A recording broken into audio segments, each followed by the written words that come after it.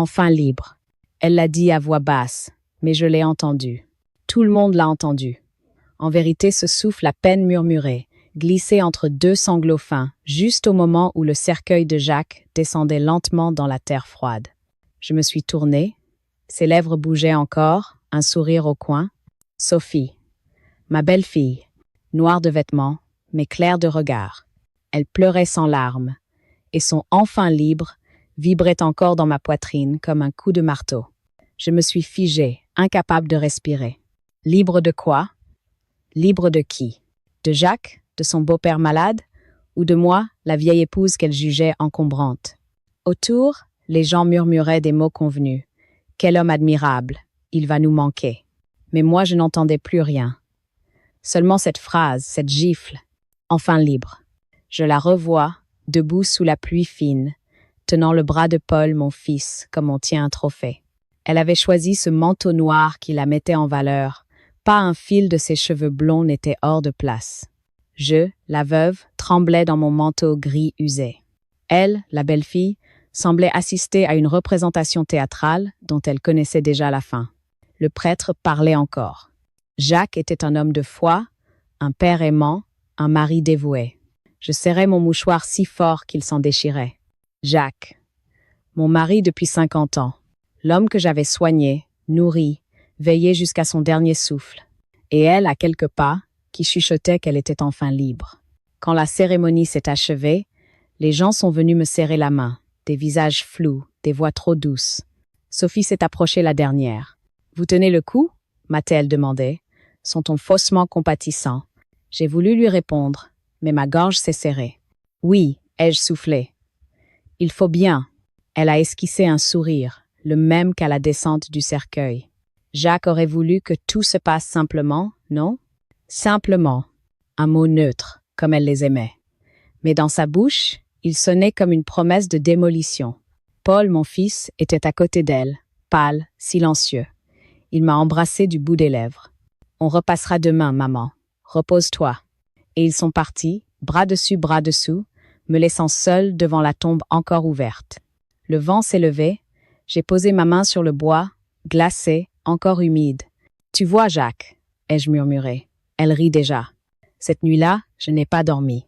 Sur la table du salon, la photo de notre mariage me fixait. Jacques en costume clair, moi en robe de dentelle. Derrière nous, la mère de Seth et ce même sourire tranquille que je n'avais plus revu sur son visage depuis longtemps. Je repensais à Sophie, à son rire étouffé, à ses phrases polies, et une évidence m'a traversée. Ce rire n'était pas un accident. C'était un signe. Elle avait déjà commencé à tourner la page, pas celle du deuil, mais celle de la possession. J'ai pris mon carnet noir. Je l'avais délaissé depuis des mois, trop prise par la maladie de Jacques. J'ai ouvert à une page blanche et j'ai écrit « Enterrement de Jacques ». Elle a ri. Elle a dit « enfin libre ». Il faut comprendre de quoi. Ces mots m'ont glacée, mais ils m'ont aussi réveillée. Car si elle se disait libre, c'est qu'elle avait été liée. Liée à quoi? À une promesse? À un secret? À un contrat? Et si ce mot cachait autre chose qu'une provocation? J'ai éteint la lampe, mais le sommeil n'est pas venu. Je revoyais son regard, sa main posée sur le bras de Paul, ce léger mouvement des lèvres. Et plus je repensais à cette scène, plus je sentais que ce rire avait un but. Comme si, dans ce « enfin libre », se dissimulait une victoire que j'ignorais encore. Au petit matin, j'ai remis ma robe noire, j'ai bu un café froid, et j'ai murmuré devant la fenêtre. Si elle croit que la mort de Jacques me rend faible, elle se trompe. Mon reflet dans la vitre m'a semblé soudain plus ferme. Je ne savais pas encore où tout cela me mènerait. Mais je sentais déjà que quelque chose se préparait. Une vérité peut être. Ou une revanche. Avant le rire de Sophie au bord de la fosse, il y a eu 50 ans de vie avec Jacques. On ne les raconte jamais vraiment à l'entier. Ces années ordinaires qui font une maison. Elles n'ont pas de drame spectaculaire, seulement des matins qui se ressemblent, des dimanches qui sentent le pot au feu, des hivers où l'on compte le bois et des étés où l'on rince les draps au jardin. C'est cela pourtant qui m'a tenue debout et c'est cela qu'elle méprisait sans le savoir.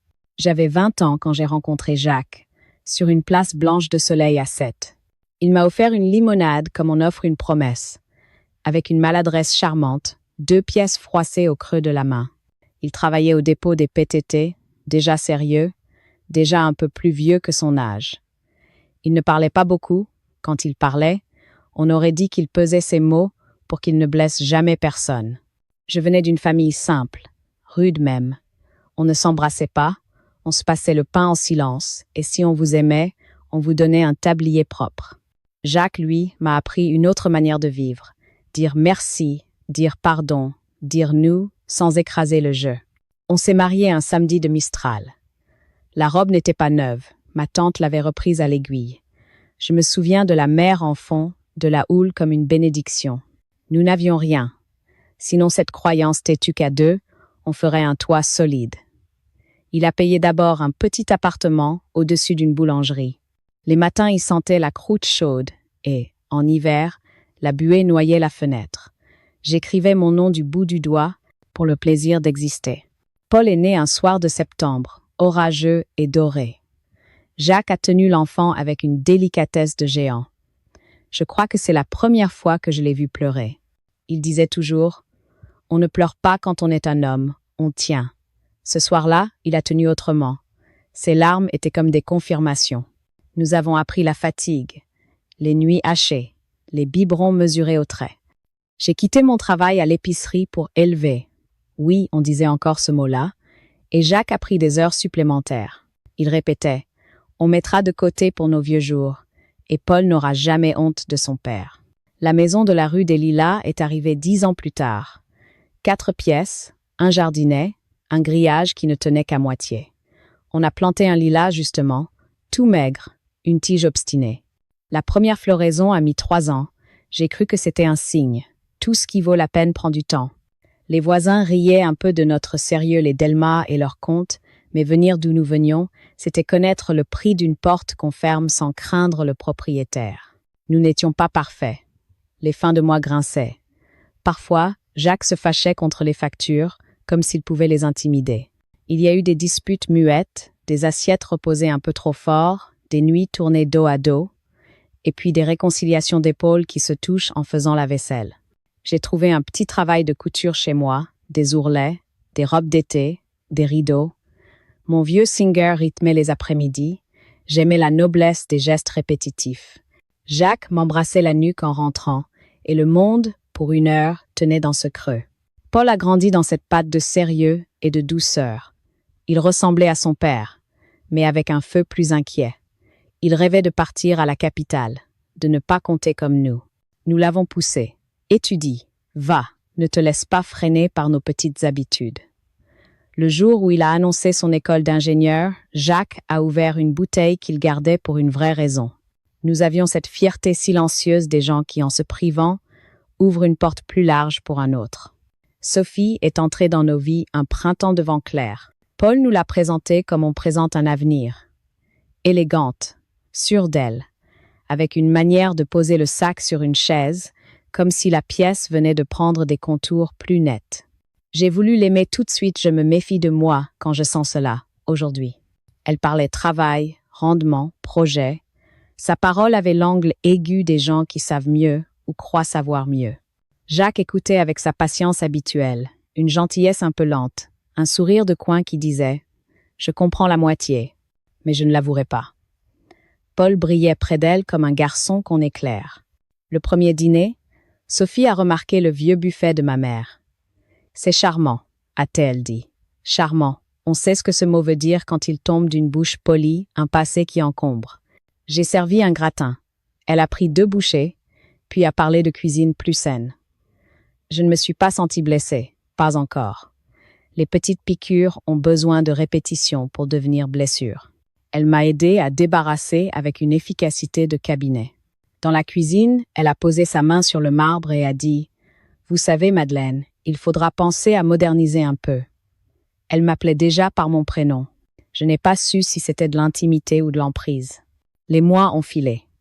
Mariage à la mairie, tailleur impeccable, photo prise trop vite, le goûter dans notre jardin, où le lilas avait enfin pris de l'épaisseur.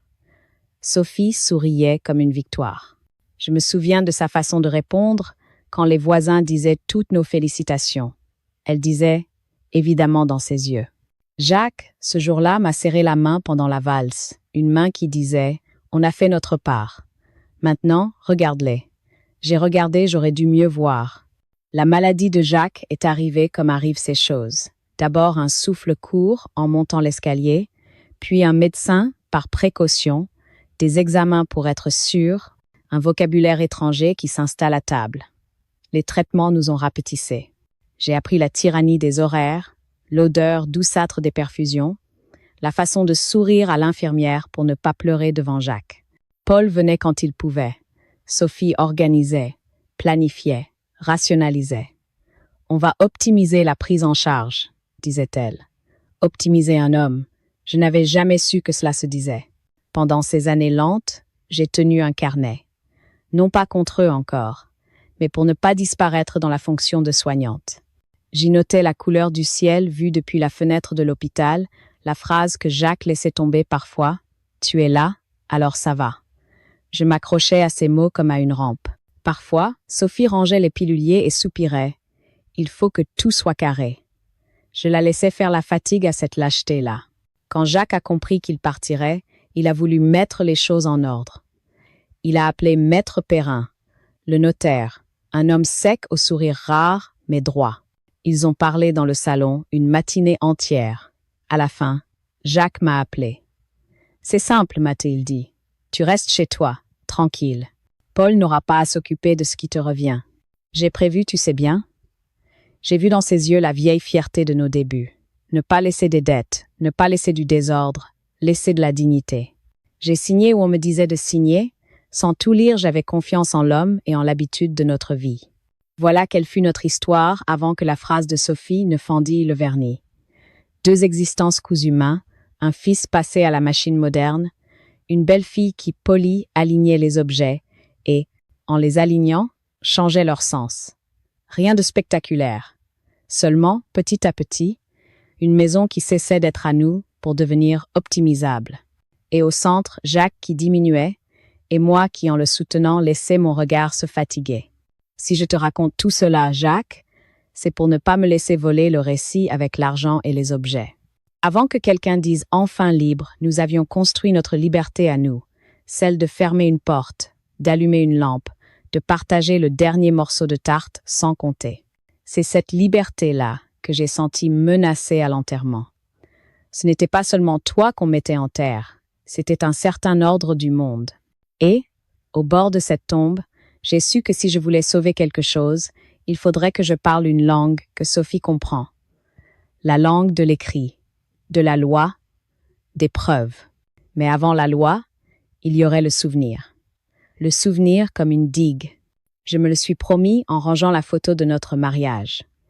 Rien de ce que nous avons bâti ne sera laissé à la version de ceux qui rient trop vite. J'ai fermé l'album. Le lilas dehors frôlait la vitre. Le vent du soir sentait la lessive. La vie, malgré tout, continuait à tenir ensemble ses fils. J'ai pensé. Demain, je chercherai dans les papiers de Maître Perrin. Je veux savoir ce qu'elle croit avoir gagné. Et j'ai soufflé la lampe, très tard, avec la sensation étrange d'une bataille qui commence par une caresse. La caresse d'un souvenir posé à plat, page après page. Les semaines qui ont suivi l'enterrement ont eu la couleur d'un hiver sans feu. Je croyais qu'après la douleur viendrait le calme. Mais c'est l'inverse qui arriva. Le vide devint soupçon, puis inconfort. Sophie revenait souvent à la maison, prétextant mettre de l'ordre dans les papiers de Jacques. Je la laissais faire, trop épuisée pour discuter. Elle classait, rangeait, jetait. Et dans ce grand ménage silencieux, j'avais l'impression qu'elle effaçait plus que la poussière. « Vous savez, Madeleine, disait-elle en feuilletant un dossier, Jacques était quelqu'un d'un peu désordonné. On va simplifier tout ça. Simplifier. Encore ce mot. Elle le prononçait comme un couperet. Un jour, je l'ai trouvée dans la chambre, devant la commode de Jacques. Elle tenait entre les mains sa montre en or, celle qu'il avait reçue pour ses 25 ans de service. Je pensais la donner à Paul. A-t-elle dit, ce serait logique. Je l'ai regardée. Logique? Oui, enfin. Vous n'en avez plus besoin, vous. Ce vous a résonné comme une barrière. Je n'étais plus la mère de famille, la femme de Jacques, la gardienne des souvenirs. J'étais devenue une pièce du décor dont il fallait trier le contenu. Les jours suivants, j'ai remarqué d'autres détails. des lettres déplacées, des factures absentes, un carnet bancaire qu'elle avait emporté pour vérifier 2 à 3 choses. Chaque fois, elle disait « pour aider »,« aider ». Je détestais ce mot sur ses lèvres. Paul, lui, semblait se détacher lentement. Il venait rarement, répondait peu. Quand je l'appelais, il se hâtait de conclure. « Maman, Sophie s'occupe de tout, ne t'en fais pas. » Et moi, je me taisais. Par peur, par fatigue, par habitude. Mais le silence ne protège pas. Il autorise. Un soir, alors que je préparais du thé, Sophie est entrée sans frapper. « Il faudra qu'on parle de la maison, Madeleine. » « De la maison ? » Oui. Jacques avait évoqué la possibilité d'une vente, avant sa maladie. Une vente ? Pour alléger la succession. Vous comprenez ? Avec les impôts, les charges, j'ai senti ma tasse trembler dans ma main. Jacques n'a jamais voulu vendre cette maison. Elle a haussé les épaules, l'air presque ennuyé. On verra bien ce que dit le notaire. On verra bien m'a glacé. Elle savait quelque chose que j'ignorais. Le lendemain, j'ai retrouvé sur la table du salon un dossier qu'elle avait oublié. Dessus, j'ai lu. D'une écriture administrative. Succession Delmas, révision testamentaire, bénéficiaires multiples. J'ai eu le souffle coupé. Je n'ai pas osé l'ouvrir. Mais le titre seul suffisait à faire trembler mes mains. Jacques avait modifié quelque chose. Et elle le savait. Ce soir-là, je n'ai pas dormi. J'ai repris mon carnet noir. J'ai écrit. Elle range, elle jette, elle classe. Mais c'est ma vie qu'elle trie. Paul se tait. Je suis seule au milieu de leurs décisions. Et si elle avait déjà gagné? Le matin, je suis allée jusqu'au jardin. Le lilas était nu, couvert de pluie. Je me suis penchée sur la terre détrempée et j'ai murmuré. « Dis-moi, Jacques, qu'est-ce qu'elle t'a fait signer ?» Quelques jours plus tard, j'ai trouvé la réponse, ou du moins le premier fil. Une lettre du notaire, adressée à Paul, mais arrivée chez moi par erreur. L'enveloppe portait le sceau de Maître Perrin. J'ai hésité à l'ouvrir. Puis j'ai pensé à ce rire à l'enterrement, à ce « enfin libre ». Et j'ai déchiré le bord du papier. À l'intérieur, une phrase m'a sauté aux yeux. Je confirme la bonne réception de l'avenant testamentaire signé le 12 mars, prévoyant la donation de la nue propriété du bien 6 rue des Lilas au profit de monsieur et madame Lemaître. J'ai relu 3 fois. La maison. Ma maison. La maison que j'avais lavée, chauffée, réparée pendant 50 ans, elle était à eux. Je me suis assise, hébétée. Puis j'ai senti une brûlure, lente, précise, monter dans ma poitrine. Je n'ai pas crié, je n'ai pas pleuré. J'ai seulement dit à voix basse. « Alors, c'est pour ça que tu as ri. » Je n'ai pas allumé la lumière. J'ai pris mon carnet et j'ai noté. 12 mars, il vivait encore. Elle était déjà propriétaire et moi j'étais déjà de trop. Le soir, j'ai glissé la lettre dans une enveloppe Kraft. Sur le dessus, j'ai écrit un seul mot, vérité. Et pour la première fois depuis la mort de Jacques, j'ai senti non pas de la tristesse, mais une volonté. Froide, silencieuse, irréversible. Le coup décisif, celui qui fit tomber le voile, arriva 3 semaines plus tard. Un matin de janvier, j'ai reçu un appel du cabinet de Maître Perrin. Une voix jeune, trop neutre, m'a dit « Bonjour Madame Delmas, nous vous attendons demain pour la signature de clôture de la succession. » Quelle signature? Celle du transfert de propriété, bien sûr. J'ai senti le sang se retirer de mon visage. Pardon, quelle propriété? La maison, madame, rue des Lilas. J'ai lâché le combiné. La maison. Ma maison. Celle que Jacques m'avait promis jusqu'à mon dernier souffle. Je suis restée immobile un moment, le téléphone encore contre mon oreille. Puis j'ai repris le combiné et j'ai demandé à parler à Maître Perrin. C'est Madeleine Delmas, ai-je dit d'une voix étranglée. J'ai besoin de comprendre. Il a soupiré, hésité, puis a répondu « Madame Delmas, votre mari a signé un avenant il y a quelques mois, en votre présence, je crois. » En ma présence? Oui, le 12 mars. Vous étiez là, non? Je me suis revue ce jour-là. Jacques, épuisé, assis dans le fauteuil, la main tremblante. Sophie qui tournait autour, rapide, précise. Paul silencieux. Moi, debout près de la fenêtre, les yeux fixés sur le lilas encore sans feuilles. Je me souvenais vaguement d'avoir signé un papier, sans lire, parce qu'il me disait « c'est juste une formalité ». J'ai fermé les yeux. J'étais là, oui, mais je n'ai pas lu. Le notaire a toussé, mal à l'aise. Dans ce cas, madame, il y a matière à discussion. Nous pouvons reconsulter le dossier si vous le souhaitez. Le lendemain, j'étais dans son bureau. Les mains serrées sur mon sac, j'attendais pendant qu'il feuilletait les papiers. Il a sorti un document, l'a tourné vers moi. Voilà, signature de monsieur ici, la vôtre là, et la mention « Donation de la nue propriété du bien aux héritiers directs, Paul Delmas et son épouse Sophie Lemaître. » Il a ajouté doucement « Vous conservez l'usufruit, bien sûr, mais à votre décès, la maison leur reviendra intégralement. » Je me suis entendu demander « Et si je voulais vendre ou léguer à quelqu'un d'autre ?» Impossible, la nue propriété leur appartient. Un silence. Le tic-tac de l'horloge résonnait comme un marteau. Je sentais la colère monter, lente, froide, comme une marée. « Maître, ai-je dit, c'est elle qui a fait tout ça. Elle a organisé, elle a parlé, elle a expliqué à Jacques quoi signer. Et moi j'étais là, comme une potiche. Il m'a regardé, compatissant. Vous savez, madame, ce genre de situation est fréquent. On croit aider, et on abuse. » Je me suis levée. « Non, ai-je soufflé. Ce n'est pas fréquent, c'est une trahison. » En sortant, j'ai marché longtemps dans la rue, sans savoir où j'allais. Les voitures passaient, indifférentes. Le vent me fouettait le visage. Je ne pleurais pas. Plus maintenant.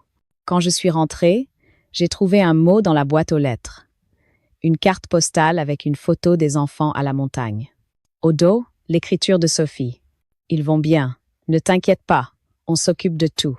On s'occupe de tout. » Ces mots-là ont eu le goût du fer. J'ai ouvert le tiroir du buffet, sorti mon carnet noir, et j'ai écrit « Ils ont pris la maison, les papiers, la confiance. Il ne reste que moi et ma mémoire. Et c'est suffisant pour commencer. » Puis j'ai pris le téléphone et j'ai composé le numéro d'un autre notaire, celui qu'une amie m'avait conseillé. Une voix féminine m'a répondu, ferme et douce. « Maître Rivière à l'appareil. Que puis-je pour vous ?» J'ai dit d'un ton calme. Pour commencer, m'expliquer comment on peut devenir étrangère dans sa propre maison. Elle m'a écouté longtemps sans m'interrompre. À la fin, elle a dit « Venez demain avec tous vos papiers. Et surtout, Madame Delmas, ne signez plus rien. Rien du tout. » Ce soir-là, j'ai rangé mes documents dans une pochette grise, noté chaque date, chaque mot, chaque souvenir. Puis, j'ai regardé le lilas par la fenêtre. Sous la lune d'hiver, ses branches semblaient mortes. Mais je savais, moi, qu'au printemps, il refleurirait. Je me suis dit, elle croit être libre. Elle va bientôt découvrir ce que c'est que d'être vue. Cette nuit-là, le sommeil ne vint pas. Je suis restée assise dans le fauteuil de Jacques, le vieux fauteuil de velours brun qu'il avait tant usé, à regarder le reflet du lampadaire sur la vitre. Le silence de la maison m'écrasait, lourd, étranger. J'avais l'impression qu'elle ne m'appartenait déjà plus. Et quelque part, je crois que c'était vrai. Dans les papiers, dans le droit, dans la froide mécanique des signatures, je n'étais plus que l'usufruitière, un mot sec, sans chair, comme un avertissement. Je me suis levée et allumé la lampe du bureau et ouvert mon carnet noir. Sur la première page, j'ai écrit « Je n'ai plus confiance en personne ». Puis, j'ai barré la phrase. Non, ce n'était pas vrai. J'avais encore confiance en quelque chose, en la mémoire, la mienne, celle qu'on ne pouvait ni falsifier ni confisquer. J'ai commencé à noter, jour par jour, ce que j'avais vu, entendu, ressenti. Les conversations tronquées, les mots de Sophie, les regards de Paul. Je notais tout, même les détails ridicules. La couleur du dossier, la tasse de café, le tremblement de la main de Jacques au moment de signer. Je voulais que chaque souvenir devienne une preuve. Une preuve contre l'effacement. Vers 3 heures du matin, j'ai ouvert la fenêtre. Le vent était froid, presque mordant. Le lilas du jardin se balançait doucement sous la lune. Je lui ai parlé, comme à un confident. Il croit que je vais me taire. Mais je n'ai plus peur. La peur, c'était fini. Je l'avais ressentie trop longtemps. Peur de déranger, peur de décevoir, peur de perdre mon fils, peur de la solitude. Mais que peut-on encore perdre quand on vous a déjà tout pris? Les jours suivants, j'ai vécu dans une sorte de clair-obscur. Je faisais les gestes du quotidien, le café, le linge, le courrier, mais tout semblait appartenir à une autre vie. Sophie passait parfois, toujours avec ce ton sucré, administratif, insupportable. Vous devriez penser à vous, Madeleine. Profitez un peu. Profitez. D'un usufruit? D'une maison qui n'était plus à moi? Je me contentais de répondre. Je profite, Sophie. De mon temps? Elle ne comprenait pas. Elle croyait que je me résignais. Mais en vérité, j'observais. J'attendais. Je prenais des notes. Je reconstruisais patiemment le puzzle qu'ils avaient voulu me cacher. Le 5e jour, j'ai retrouvé une clé dans le tiroir du buffet, celle de la boîte à lettres du notaire. Jacques me l'avait donnée, des mois plus tôt, au cas où. Et ce cas où, le voilà. Je me suis rendue à l'étude de Maître Rivière. La notaire m'a accueilli sans me juger. « J'ai lu le dossier de votre mari », m'a-t-elle dit. L'avenant a été signé dans des conditions discutables. Discutables? Discutable, oui. À cause de son état de santé au moment des faits et du fait que votre signature a pu être obtenue sans consentement éclairé. Elle a posé sa main sur la mienne. Mais pour agir, il faudra être méthodique, discrète, patiente. Vous êtes prête? Je n'ai plus que ça à faire, ai-je répondu. Ce jour-là, pour la première fois depuis la mort de Jacques, j'ai senti une force nouvelle circuler dans mes veines. Pas la colère, pas la vengeance. Quelque chose de plus précis, la volonté. En rentrant, j'ai sorti une grande enveloppe Kraft. J'y ai glissé la copie du testament, la lettre du notaire, la carte postale de Sophie et un petit mot écrit de la main de Jacques. Pour Madeleine, tout est à toi. Ne te fais jamais voler ce que tu as bâti. J'ai refermé l'enveloppe et écrit dessus. À n'ouvrir qu'en cas de trahison. Le soir, j'ai pris un thé, j'ai ouvert la fenêtre. La maison sentait encore son odeur à lui. Et j'ai compris. Ce qu'il m'avait pris sur le papier, je pouvais le leur reprendre par la vérité. La justice ne serait pas un cri. Elle serait un murmure écrit, daté, signé, comme un fil invisible que je tirerais doucement jusqu'à ce que tout se défasse proprement. Je me suis regardée dans la glace. Une vieille femme, oui. Mais derrière les rides, je voyais une autre, une survivante lucide. J'ai souri. Et je me suis dit, à voix basse, comme une promesse. Bientôt, Sophie, tu sauras ce que signifie libre. Les jours suivants, ma vie prit une allure étrange, silencieuse, méthodique, presque administrative. Je me levais tôt, comme autrefois, mais je n'étais plus la veuve immobile dans sa maison vide. J'étais une enquêtrice. Tout ce que Jacques m'avait laissé de factures, de relevés, de carnets, je les étalais sur la table du salon.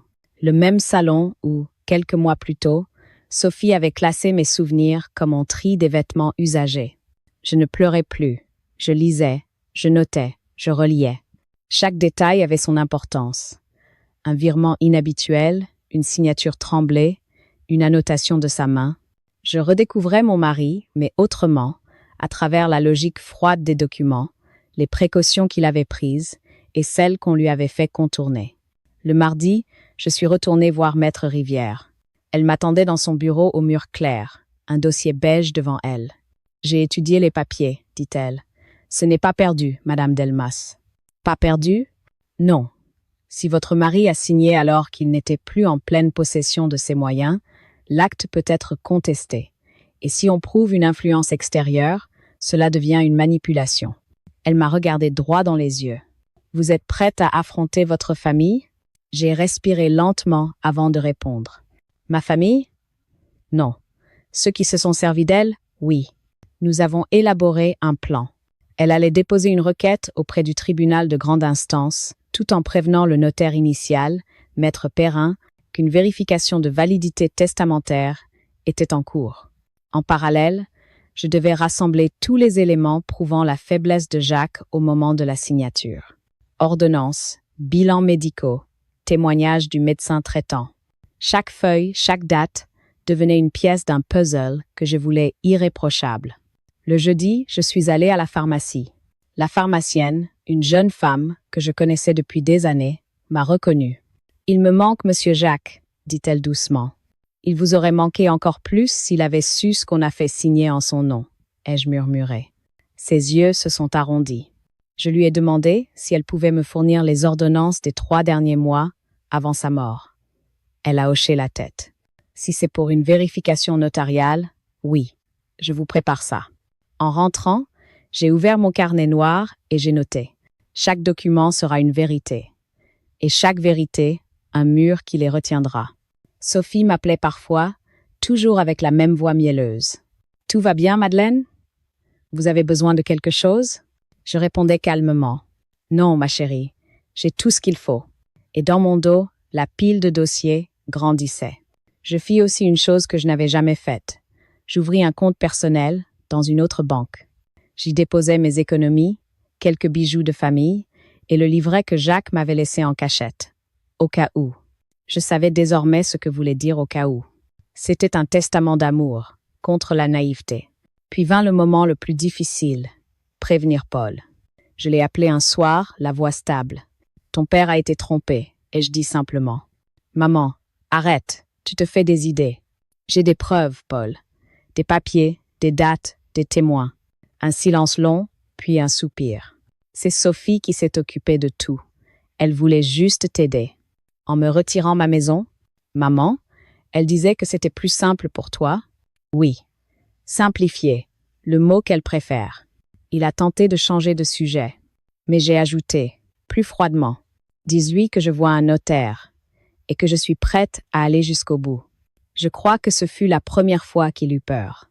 Le lendemain, Maître Rivière m'appela. Nous avons une audience préliminaire dans 3 semaines. Si vite?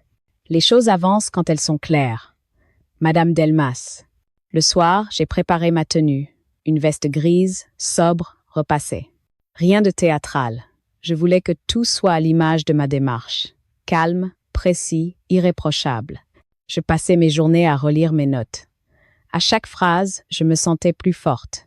Ce n'était plus la veuve humiliée qui écrivait, c'était la femme qu'on avait sous-estimée. J'avais enfin trouvé ma voix, pas celle qui crie, mais celle qui énonce. Avant de dormir, j'ai ouvert la fenêtre. Le lilas, sous le vent de février, tremblait doucement. Je lui ai murmuré. « Tu vois, Jacques, je n'ai pas choisi la vengeance, j'ai choisi la vérité. Et ce sera ma façon de te rendre ta paix. » Je savais désormais ce que je voulais. Non pas punir, mais rétablir. La vérité ne ferait pas de bruit, mais elle signerait.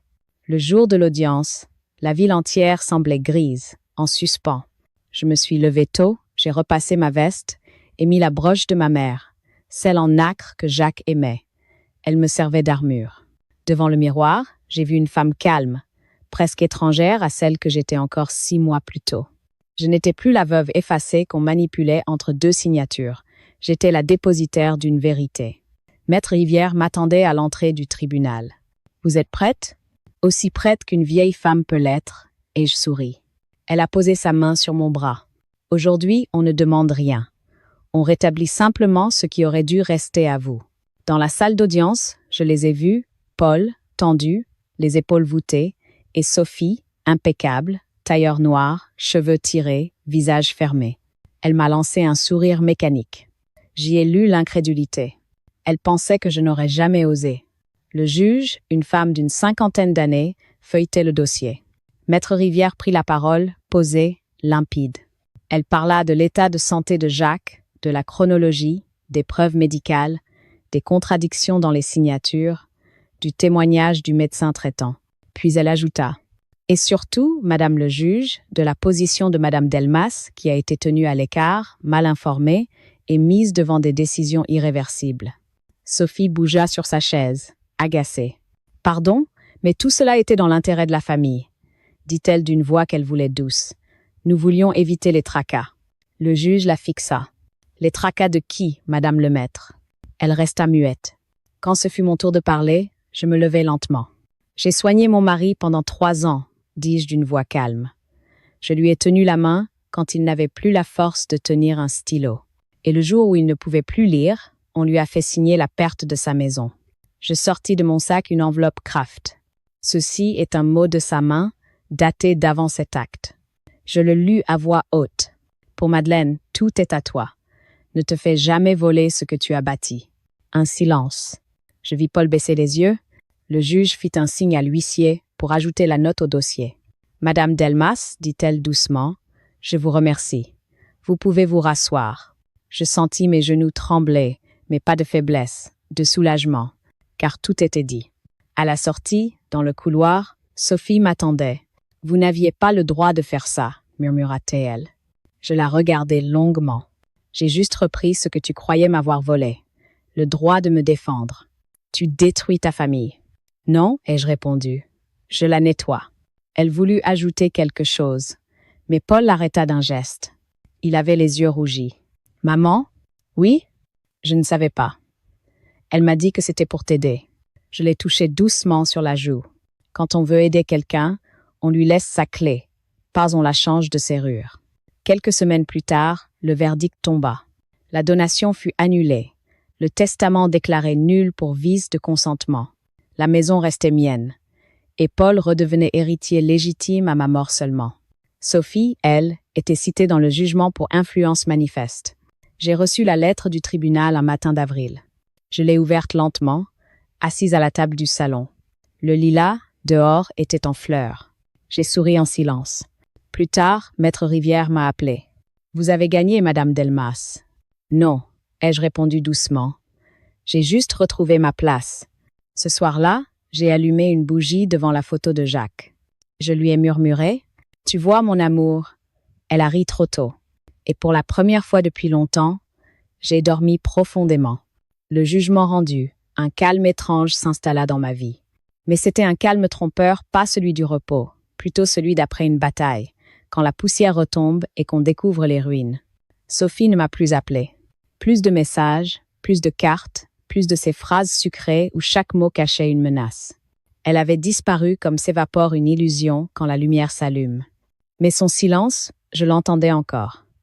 Il pesait dans les conversations des autres, dans les silences embarrassés de Paul, dans les regards détournés des voisins.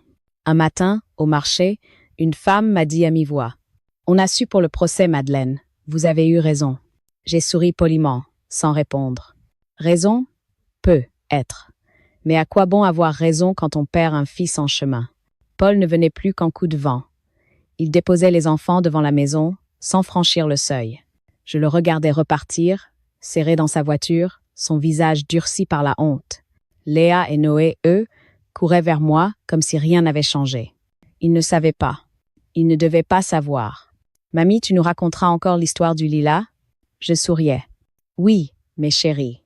Le lilas qui refleurit même quand on croit qu'il est mort.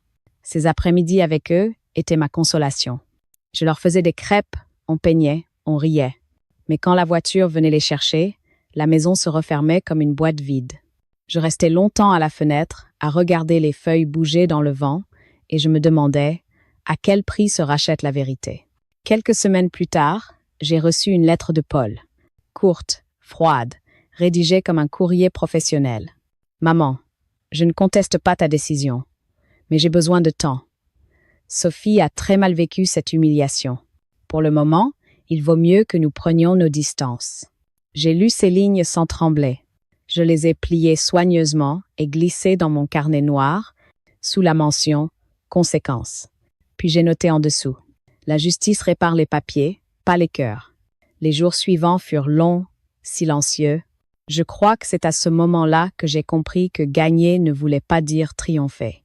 Le tribunal m'avait rendu ma maison, mais il avait fissuré ma famille. Et cette fracture-là, aucune loi ne la recolle. Un dimanche matin, la porte a sonné. Quand j'ai ouvert, c'était Paul, seul. Il tenait un pot de fleurs, un petit lilas en bouton. « Pour toi ?» a-t-il dit. Je n'ai rien répondu. Il a déposé le pot sur la table, s'est assis, les mains jointes. J'ai relu le jugement, maman. Je sais maintenant que tu disais vrai. Il a levé les yeux, humide. Mais tu comprends, j'étais pris entre vous deux. Entre la loyauté et la peur, oui, ai-je dit doucement. Et tu as choisi la plus commode. Il a baissé la tête. Je l'ai regardé longtemps, sans colère. Puis j'ai ajouté, tu es mon fils, Paul. Rien n'effacera ça. Mais il faudra du temps pour que ma confiance repousse. Comme le lilas. Il a hoché la tête. Je ne sais pas si Sophie reviendra, a-t-il murmuré. Ce n'est pas grave. Ce qui doit revenir, c'est toi. Quand il est parti, j'ai pris le petit lilas et je l'ai planté près de celui de Jacques. 2 racines, côte à côte. L'une ancienne, l'autre neuve. Le soir, j'ai allumé une bougie sur la table et j'ai écrit dans mon carnet. Ils ont ri à ton enterrement, Jacques. Mais c'est moi qui ai clos la comédie. Puis j'ai ajouté, en dessous, toute vérité a un prix. J'ai payé le mien, la solitude. Mais elle est plus douce que la soumission. Le lendemain, Maître Rivière m'a téléphoné. J'ai reçu un courrier de votre belle-fille. Elle ne fera pas appel. Je m'en doutais, ai-je répondu. Elle a ajouté une ligne que je vous lis. Je ne veux plus rien avoir à faire avec cette maison. J'ai souri. C'est la première fois qu'elle dit quelque chose de vrai. Et j'ai senti, pour la première fois depuis des mois, que le calme revenait. Pas un calme vide, mais un silence choisi. Un silence à moi. L'été est revenu doucement. Après des mois de tension, le temps lui-même semblait vouloir apaiser les choses. La maison de la rue des Lilas, sauvée, me paraissait différente, plus vaste, plus calme. J'avais retiré quelques cadres, déplacé des meubles. J'avais besoin d'espace pour respirer. Et, chaque matin, j'ouvrais grand les fenêtres, comme pour laisser sortir la rancune. J'ai recommencé à vivre. Pas comme avant autrement. Je marchais longtemps, seul, dans les chemins du bord de l'étang. Les canards, les pêcheurs, les rires d'enfants au loin, tout cela avait un goût de paix simple. J'apprenais à ne plus attendre d'appel, à ne plus scruter ma boîte aux lettres, à ne plus tendre l'oreille. Un jour, au marché, la boulangère m'a dit « Vous avez meilleure mine, Madeleine. » Je lui ai souri. « C'est que je dors enfin, Lucette. »« Et votre fils ?»« Il a son chemin, » ai-je répondu. Moi, j'ai retrouvé le mien. L'après-midi, je lisais sur la terrasse, avec le bruit du vent dans les lilas. Léa m'écrivait parfois, de son écriture ronde. « Mamie, papa dit que tu es très forte. Moi, je veux être comme toi. » Je gardais ces lettres dans une boîte en fer, à côté du carnet noir. Mais le plus grand changement fut ce jour, où je suis entrée dans le bureau de poste. Sur le panneau d'affichage, une petite annonce disait « Association d'aide aux veuves et personnes âgées cherche bénévoles pour atelier d'écriture. » J'ai arraché le papier, un peu tremblante. La semaine suivante, je me suis retrouvée dans une salle claire, autour d'une table avec 5 femmes. Des cheveux gris, des mains usées, des histoires lourdes. Je les ai écoutées parler, puis écrire. Certaines pleuraient, d'autres riaient. Et moi, pour la première fois, j'ai lu à voix haute quelques pages de mon carnet noir. Quand j'ai terminé, il y eut un silence. Puis une femme m'a pris la main et m'a dit « Vous venez de mettre des mots sur ce que je n'ai jamais su dire. » Ce soir-là, je suis rentrée en marchant lentement, le cœur léger. Je n'étais plus une victime. J'étais un témoin. Et mon histoire, désormais, servait à d'autres. Au fil des mois, j'ai continué à écrire, mais plus dans le carnet noir. J'en ai acheté un autre, bleu, que j'ai appelé le carnet du renouveau. Sur la première page, j'ai noté « Ne pas oublier, mais ne plus revivre ». Chaque matin, je remplissais quelques lignes. Une recette, une phrase entendue, un souvenir adouci. J'ai appris à goûter le silence, à aimer la lenteur, à remercier le jour qui se lève. Le soir, je dînais seule, mais sans amertume. J'allumais une bougie près de la photo de Jacques et je lui disais « Tu vois, mon amour, je n'ai pas vengé ta mort, j'ai réparé ta mémoire. » Puis, un matin, j'ai pris une décision, partir quelques jours au bord de la mer. La mer de Sète, là où tout avait commencé, là où Jacques m'avait offert cette limonade. J'ai loué une petite chambre face au port. Les vagues avaient la même odeur que jadis, salée, vivante. Je me suis assise sur le muret, les mains posées sur mes genoux, et j'ai fermé les yeux. Le vent me murmurait une leçon simple. On ne renaît pas en oubliant, on renaît en sachant. Je me suis mise à sourire. J'avais retrouvé la femme que j'étais avant tout cela. Droite, calme, vivante. Je n'étais plus la veuve d'Elma, ni la belle-mère encombrante. J'étais juste Madeleine, une femme qui avait appris à ne plus trembler. Quand je suis rentrée à la maison, j'ai trouvé dans la boîte aux lettres une enveloppe blanche. Une carte. Celle de Paul, signée simplement « On t'attend à déjeuner dimanche. » Les enfants parlent souvent de toi. Je l'ai posée sur la table, à côté du vase de lilas en fleurs. Je n'ai pas pleuré. Je me suis juste dit « Le temps fait ce que la colère ne peut pas. » Le dimanche suivant, j'ai pris le bus pour aller déjeuner chez Paul. C'était la première fois depuis des mois que je franchissais ce seuil sans appréhension. J'avais préparé un clafoutis aux cerises, la recette préférée de Léa, et mis mon foulard bleu, celui que Jacques aimait. Le trajet m'a paru long, mais étrangement doux. Chaque virage me ramenait vers quelque chose de réconcilié. Quand Paul a ouvert la porte, j'ai vu dans ses yeux la fatigue des remords, mais aussi la volonté de recommencer. Il a souri, timidement. « Bonjour, maman. »« Bonjour, mon grand. » Nous nous sommes serrés dans les bras, un peu maladroits, comme deux étrangers qui se souviennent soudain qu'ils s'aiment. Sophie était là, dans la cuisine. Elle s'est retournée, surprise de me voir. Un instant, j'ai cru qu'elle allait fuir, mais elle est restée droite, la tête haute. « Bonjour, Madeleine. »« Bonjour, Sophie. » Il n'y a pas eu de mots de trop, ni de phrases amères. Juste ce silence nécessaire des gens qui savent qu'ils ne pourront pas tout réparer, mais qui peuvent, au moins, ne plus abîmer. Les enfants ont déboulé dans le salon, rieurs. « Mamie, regarde, j'ai appris à faire du vélo. Et moi, j'ai une médaille. » Je les ai pris dans mes bras. Et j'ai senti dans ce contact la vraie victoire. Celle d'être encore là, debout, capable d'aimer sans haine. Le repas s'est déroulé simplement. Sophie a parlé du jardin, Paul du travail. Rien d'extraordinaire. Mais dans cette banalité retrouvée, il y avait quelque chose de sacré. La paix civile des cœurs. À la fin du déjeuner, Paul a versé le café et m'a dit doucement « Maman, je voudrais te remercier.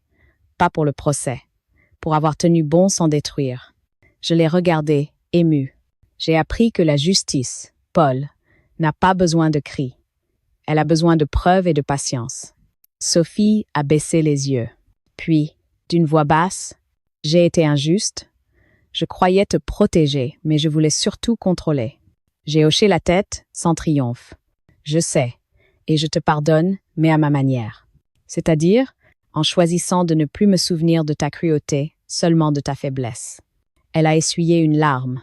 Le silence qui a suivi n'était plus lourd. Il était humain. L'après-midi, en partant, Léa m'a glissé un dessin dans la main. Un grand arbre, ses racines enlacées autour d'un cœur rouge. En bas, elle avait écrit « Pour mamie qui garde la maison debout ». Sur le chemin du retour, j'ai ouvert la fenêtre du bus. Le vent s'engouffrait, chaud, vivant. Je regardais défiler les collines et je me disais que la vie, finalement, ne nous prend jamais tout. Elle laisse toujours un endroit où renaître. Quand je suis rentrée, la maison m'a accueillie dans son calme familier. Le lilas dehors était en fleurs. Je me suis assise à la table du salon, j'ai sorti mon carnet bleu et j'ai écrit « Je ne veux plus gagner. Je veux juste être en paix. » Puis j'ai rangé les vieux papiers du dossier, les copies de jugement, les lettres, les preuves. Je les ai glissés dans une grande enveloppe que j'ai cachetée. Sur le devant, j'ai inscrit « À Léa et Noé pour plus tard ». Je me suis servi une tasse de thé et j'ai regardé la lumière tomber sur les murs. Le silence emplissait la maison, mais ce n'était plus un silence d'abandon. C'était un silence plein, vivant, celui de la dignité retrouvée. Et, comme chaque soir, j'ai parlé à voix basse, pour Jacques. « Tu vois, mon amour, elle a ri à ton enterrement, mais c'est moi qui ai trouvé la liberté. » Je me suis levée et ouvert les volets. Le soir descendait, doré et lent. J'ai respiré profondément. Puis, j'ai pris mon stylo et j'ai écrit la dernière phrase de mon carnet, celle que je n'effacerai jamais. Le silence peut aussi être une forme de justice. Je l'ai refermé doucement, comme on ferme un livre qu'on aime, sans regret, sans colère. Dehors, la brise faisait danser les fleurs de lilas. Et j'ai compris que la paix, la vraie, ne se gagne pas au tribunal. Elle se gagne dans le cœur, quand on choisit de ne plus rendre le mal pour le mal, mais la lumière pour la nuit.